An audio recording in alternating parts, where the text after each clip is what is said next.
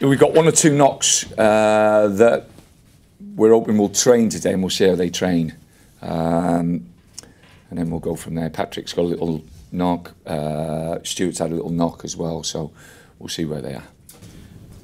I think it's fair to say we've reached the business end of the season. What's it going to take to see Middlesbrough not just in the playoffs but potentially go up? Well, you know, you need consistency, and you know, we need a better performance than what we give at Sheffield United first half. Second half, I thought the lads were fantastic, and with 10 men, really could have got something out of the game. And you know, every game's now the most important game, and the game on Saturday is the most important game of the season so far. And that's the way we've got to look at it. You know, that is that's the approach.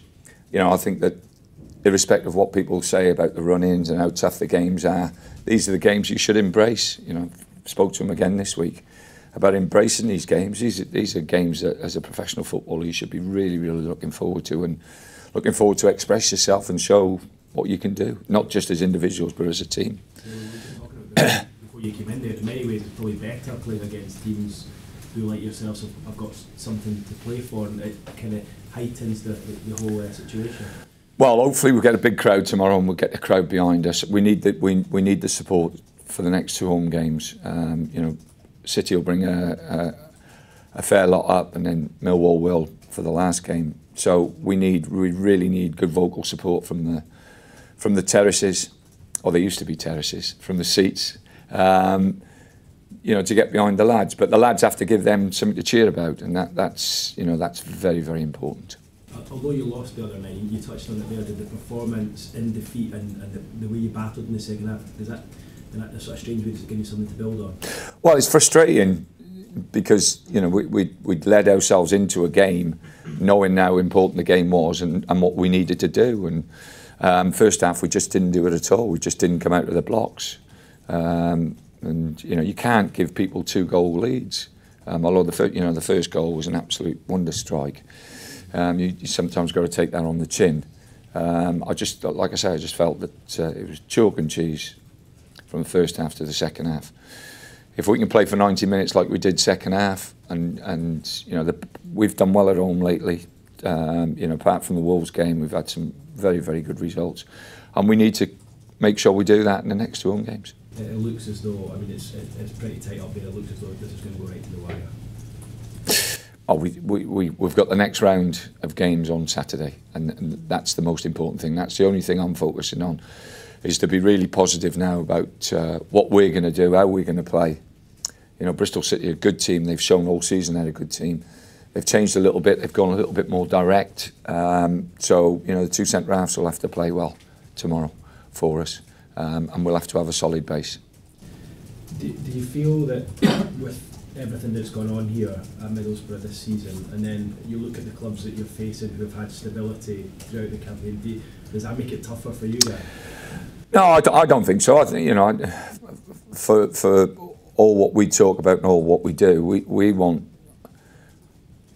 the lads to turn up on Saturday at 3 o'clock and roll their sleeves up and play the way they can play. You know, work as hard as they have done in games, and play the way they can play. We need them to perform, and that's what we want. They know the score. You know, there's no, you know, we're not trying to hide anything from anyone. You know, the next game is the biggest game. You know, we've had a long season, and it's, like you say, the business time. So let's get down and get the business done. Does the record against the teams in the top 6 concern you? I think only 3 points from 9 games.